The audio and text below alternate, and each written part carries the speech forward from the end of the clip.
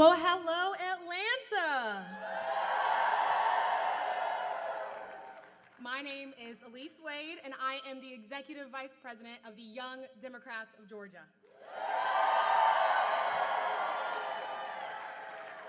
I could not be more excited to be here in Atlanta to introduce our fantastic Senator, Jon Ossoff. Now, more than ever, so many young Georgians are looking for leadership that will bring hope, that will bring vision, that will bring light to darkness. I'm so proud to say that we have that leadership in Senator Ossoff. I come from a military family, and Senator Ossoff's support of veterans has been crucial for Georgia families like mine. Whether it is successfully pushing for and passing the Bipartisan PACT Act, protecting veterans' health care and housing, or bringing down the cost for service members, Senator Jon Ossoff is looking out for all Georgians. Now, yeah, y'all can clap for that. Now, we must keep Senator Ossoff in the United States Senate. This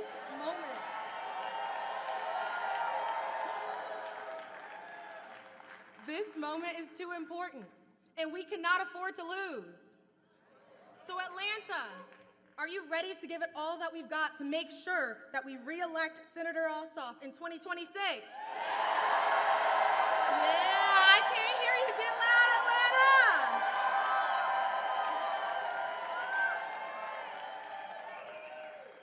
Now please help me to give a loud and proud Atlanta welcome to Senator Jon Ossoff. Get on your feet, get hype, and welcome our phenomenal senator from the great state of Georgia, Senator Jon Ossoff.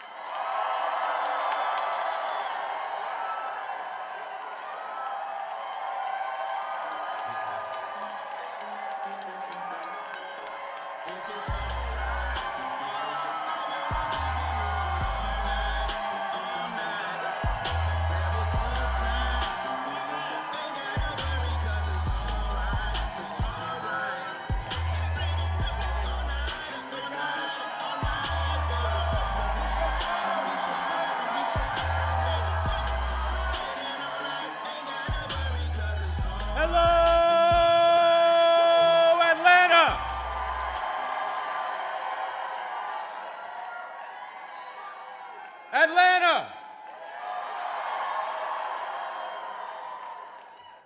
First of all, thank you to Elise Wade for that kind introduction. Give it up to Elise. Thank you, Elise. Thank you so much.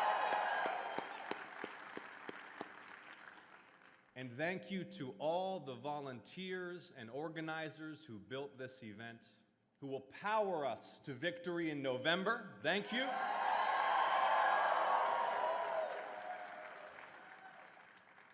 Now, would every veteran, every military service member, every military spouse, please raise your hand and hold it high and be honored by all of us here today. Thank you so much for your service. Thank you.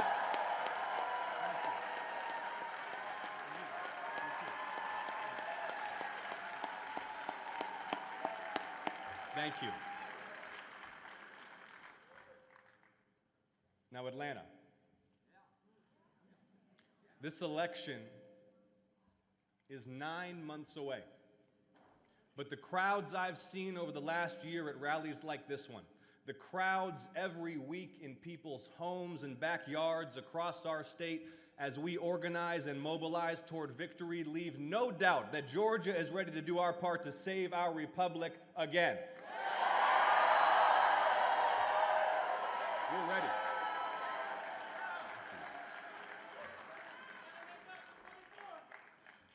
Now, many of you are here because you just can't stand what's being done to our country. You're seeing what I'm seeing, right?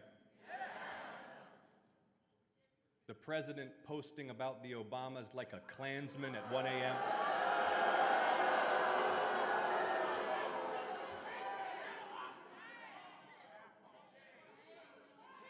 You see our government transformed into a tool of one man's personal vengeance and power and enrichment.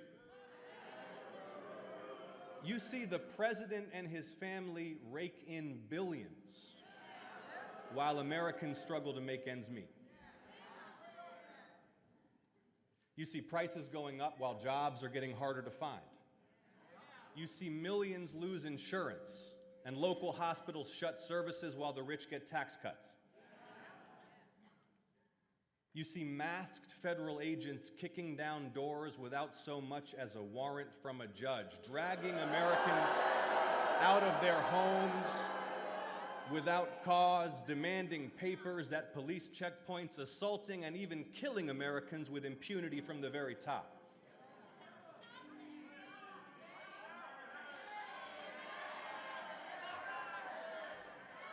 You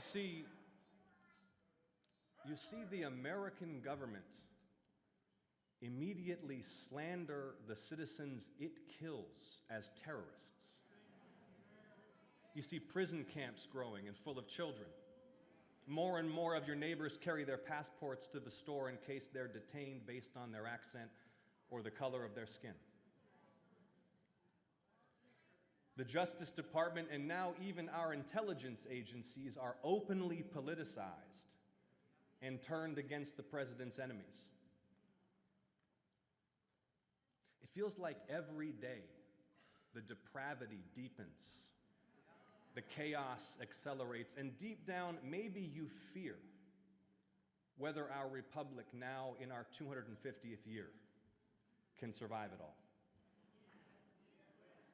But Atlanta, I'm here to tell you we will overcome this together. We will. We will. Because Atlanta, some people just happen to live at times and in places where history is made. And Atlanta, this year, once again, that's us. Once again, that's us. And it's not the first time the whole country's counting on us. So Atlanta, are you ready to fight? Atlanta, are you ready to win?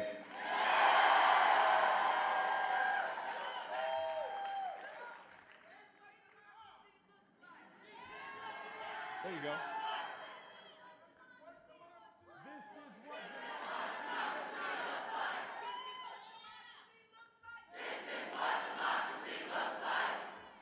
Now maybe you felt surrounded by darkness this last year. But Atlanta, the first light of dawn is on the horizon. Look at Texas. Look at Virginia. Look at New Jersey. Look here in Georgia. Look here in Georgia,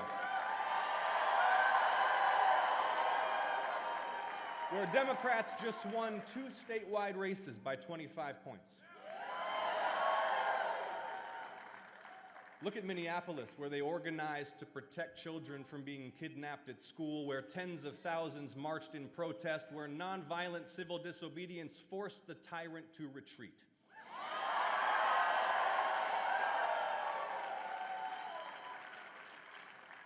Atlanta, there's a wave building. And come November, the people who have been looting this country and desecrating our values are going to feel it. And here's the thing, Atlanta. Here's the thing, Atlanta. They know it. And they fear it. And that's why their abuses are becoming more reckless and desperate.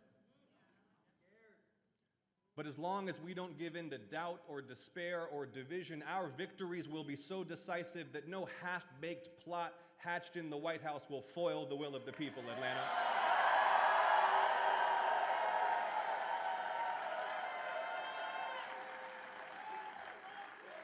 The power of the presidency is nothing compared to the power of the American people.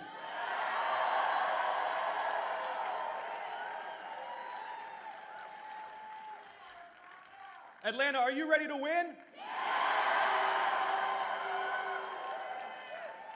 Every day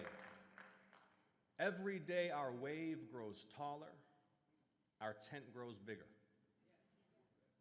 All across Georgia, more and more people of every background and belief reject the chaos and corruption. It's not just Democrats and independents. Republicans take me aside or they call me on the phone. They tell me they're afraid of where this president has taken us and they don't want it to go on.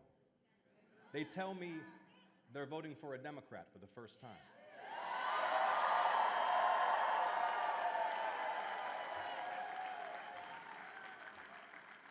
And it's no mystery why. This is the cruelest and most arrogant group of people who have ever ascended to high office in the United States.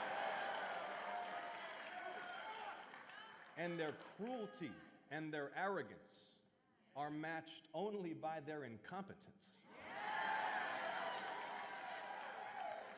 The president said he'd bring down prices on day one. Instead, his tariffs keep driving prices higher and higher since he took office. Coffee is up 20%, ground beef in the power bill, both up 13%, apples up 10%. I could go on, all in 1 year. Unemployment is rising too. Listen to this, American manufacturing jobs have shrunk nearly every single month since Trump rolled out his tariffs. Last month, more Americans lost their jobs than any January in 17 years. And while prices are going up and jobs are getting harder to find, they decided to let health insurance premiums double for more than 20 million Americans, including more than 1 million Georgians. 200,000 Georgians have already lost their insurance. I heard from a woman in her early 60s who waits tables for a living. She's fighting cancer. She told me she was going to lose her health coverage in the middle of chemotherapy. In the middle of chemotherapy. Now, you remember, we were told that MAGA was for working class Americans. You remember that? But this is a government of, by, and for the ultra-rich. It is the wealthiest cabinet ever. This is the Epstein class ruling our country.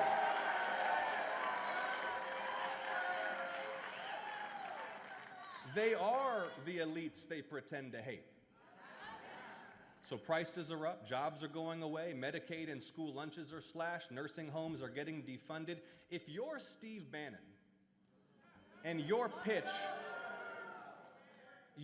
was Trump for the forgotten man and woman, how do you sell any of this? Trump was supposed to fight for the working class. Instead, he's literally closing rural clinics and hospitals to cut taxes for George Soros and Elon Musk. He was supposed to end the globalist world police foreign policy. Instead, we're doing war for oil and nation building again and threatening to conquer Greenland. He was supposed to drain the swamp.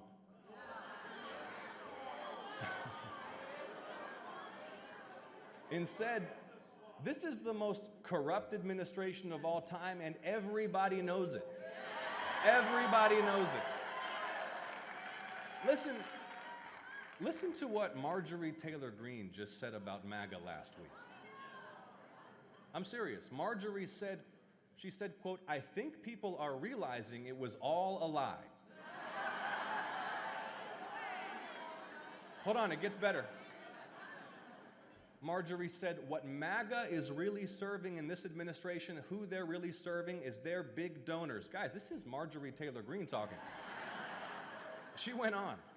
Marjorie said, quote, "The big donors that donated all the money and continue to donate to the president's PACs and are donating to the big ballroom, those are the people who get the special favors. They get the government contracts. They get the pardons." All true. Spot on. Marjorie, welcome to the resistance.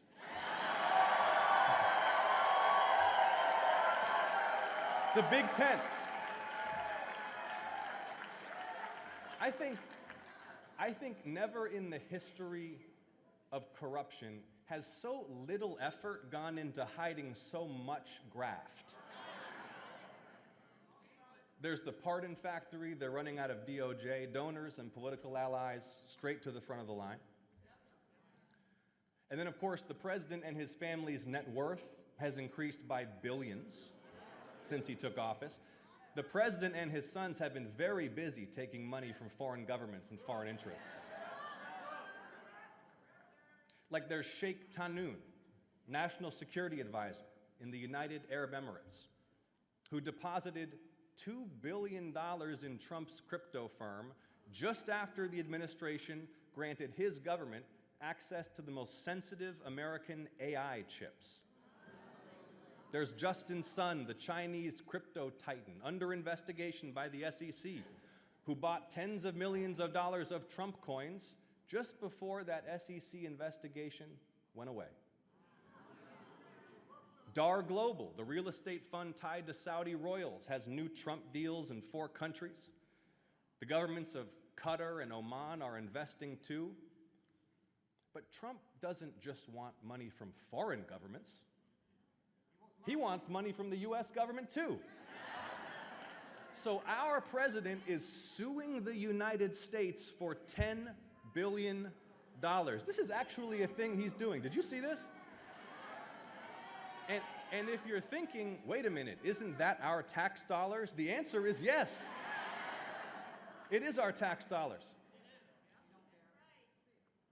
Of course, the president isn't just looking out for himself. He's helping his friends and allies. Like, have you ever heard of a drug lord named Juan Orlando Hernandez? It's a wild story, because he used to be the president of Honduras. But a couple years ago, a federal judge here in the United States sentenced him to 45 years for conspiring to traffic hundreds of tons of cocaine into the United States. He had taken millions from the Sinaloa cartel and used the Honduran army and police to help them run drugs to America. And then Donald Trump pardoned him. Donald Trump pardoned a man who helped the cartels make billions of dollars trafficking vast amounts of cocaine into the United States. Donald Trump freed him because he was Donald Trump's political ally, and because this guy sent a 4-page letter to Trump saying he was a better president than Biden. But then they will tell you with a straight face that the raid in Venezuela was about drugs. See, Maduro should have just sent Trump a check or sponsored the ballroom. By the way, Maduro's successor in Venezuela seems to have directed $500,000 to Trump's inauguration. Someone should probably look into that. The fact is, it pays to be friends with the president. It pays to kiss this president's ass. And if you really need something, you can always just pay the president.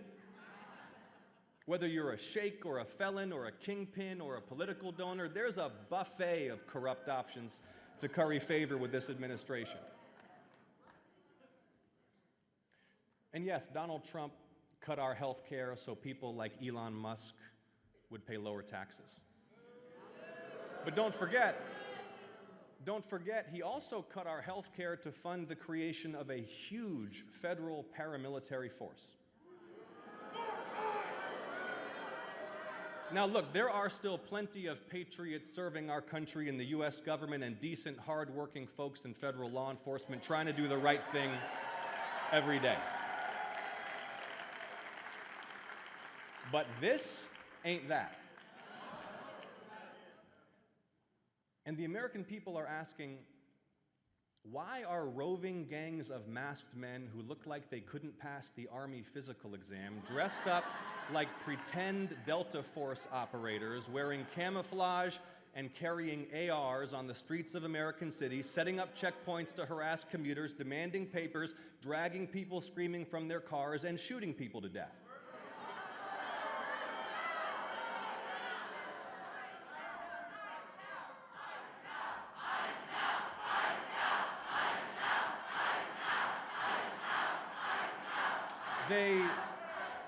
They don't have to identify themselves.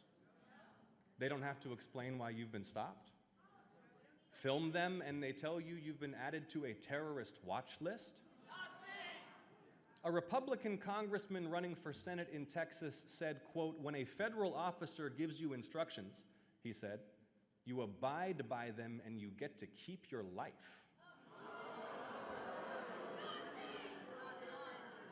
Obey the federal government, they tell us, or die. What happened to don't tread on me? And by the way, if you're carrying a firearm, the Trump administration said they have license to kill you. Are there any principled constitutional conservatives left in the United States? Because it's not just the Department of Homeland Security, but shredding our Bill of Rights. The administration is fast corrupting the Justice Department and even our intelligence agencies. And yes, they are laying the groundwork for mischief in the upcoming elections. The president said we'd never need to vote again. Then he said we shouldn't have elections. Now he says he wants to take over the elections. And like a scene out of some banana republic, Tulsi Gabbard, the country's spy chief, comes to Fulton County, Georgia, to oversee the seizure of ballots.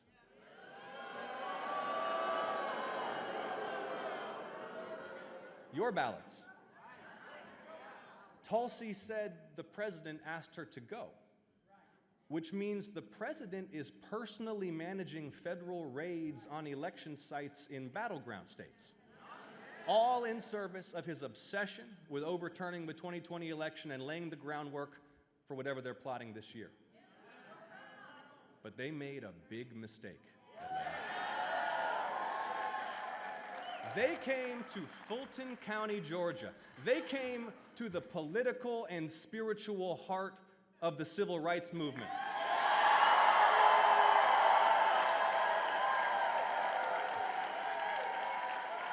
They came to the doorstep of John Lewis's congressional district.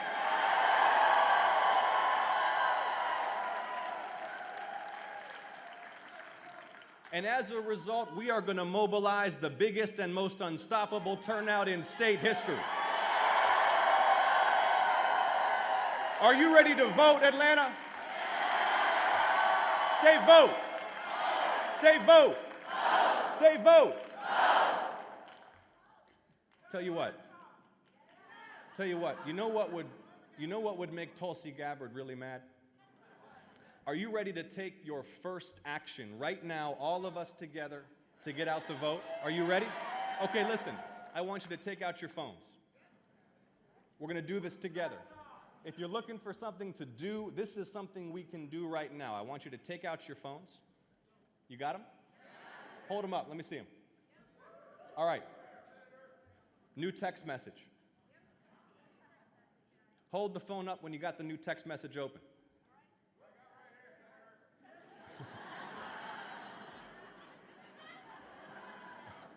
Okay, listen. You are going to text JOIN to 51015. I'll tell you again. The number is 51015.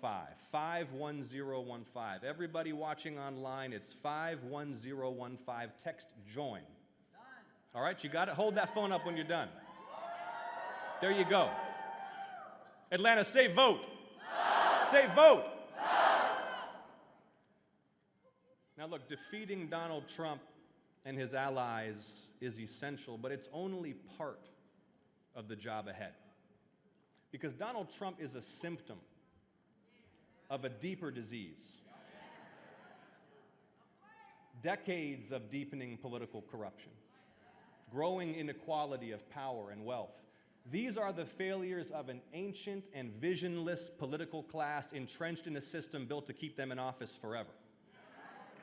Members of Congress who just sit idly in their seats, collecting lobbyist checks, trading stocks, saying whatever the polls tell them to. And on their watch, the national spirit that defeated fascism, that landed men on the moon, that passed civil rights laws, was replaced by a small and selfish politics. The politics of legalized corruption defined by corporate PACs and bundlers and lobbyists. It's a system designed to serve donors and protect incumbents. And then Citizens United came along. The worst court decision in modern American history. flooding the airwaves with ads paid for by secret donors who bankroll both parties. All of this bent Congress to serve the powerful and forget the people. And that's why you still pay a fortune for prescriptions. That's why your insurance company gets to keep denying your claim. That's why hedge funds get to buy up all the houses in your neighborhood. That's why that ambulance costs $3,000 after you just had to get a choking toddler to the hospital. Our democracy stopped serving the public, and the public lost faith in a system that was failing them. But it doesn't have to be this way. It doesn't have to be this way. Everywhere I go across our state, people tell me they are desperate for change and for new ideas. The South Georgia farmer whose costs rise and earnings fall each year, whose kids have left the family farm, who's still waiting for federal aid long after the storm.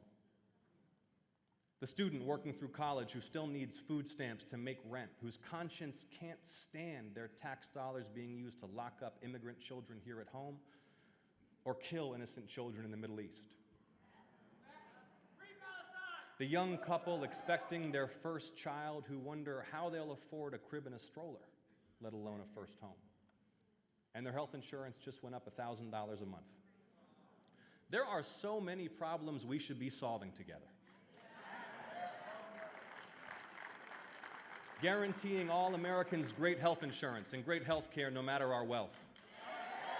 Unleashing an affordable housing boom, saving our family farms, making America the world's human rights leader. It should excite us to imagine what's possible.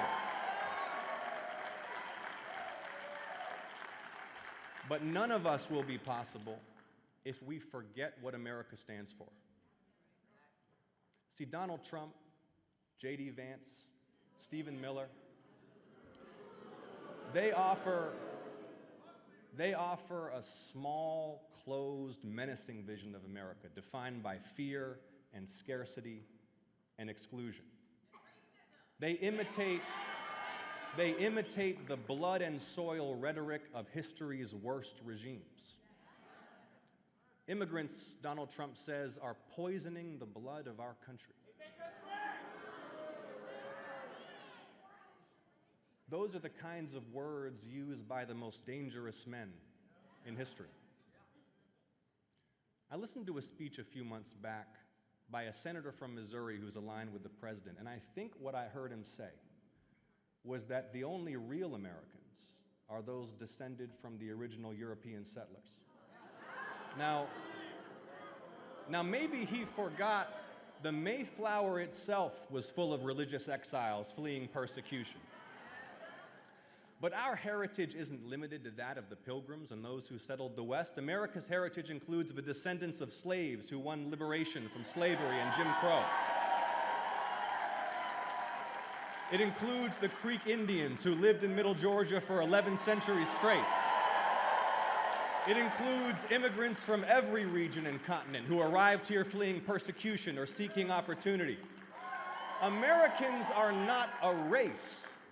We're a people. United not by ethnicity, but by shared convictions, and that is what makes us exceptional and a beacon to the world. How amazing is it that the most powerful nation on earth proclaims as its core values that all are created equal, with inalienable rights to life, liberty, and the pursuit of happiness, no matter how humble our beginnings, no matter our ancestry, no matter when we arrived on these shores. George Washington wrote in 1783, "America is open to receive not only the opulent and respectable stranger, but the oppressed and persecuted of all nations and religions." 1783. Atlanta, that's a legacy worth protecting. And I was thinking the other day, what would the founders think if they visited us today? Well, they would see that slavery had been abolished. They would see that Americans without land, and then women, and then the descendants of slaves had secured voting rights. that American leadership in science and discovery had propelled knowledge and technology to unimaginable heights. They would see that the United States had become the superpower that defeated Nazism and communism. They would see a pluralist democracy, people of all colors descended from every point on earth, stitched together out of many nations into one, still the greatest hope for mankind. But they would also learn that of the world's great rich nations, American life expectancy is the lowest, while our childhood poverty, murder, and maternal mortality rates are the highest. They would see a nation that at the height of its wealth and power fell into the very traps they most feared, the dominance of special interests, bitter division between warring political parties, and a faithless president exploiting that rot to pursue the absolute power they overthrew. But they gave us the tools to fix this. They put the power in our hands. It's up to us, Atlanta. It's up to us.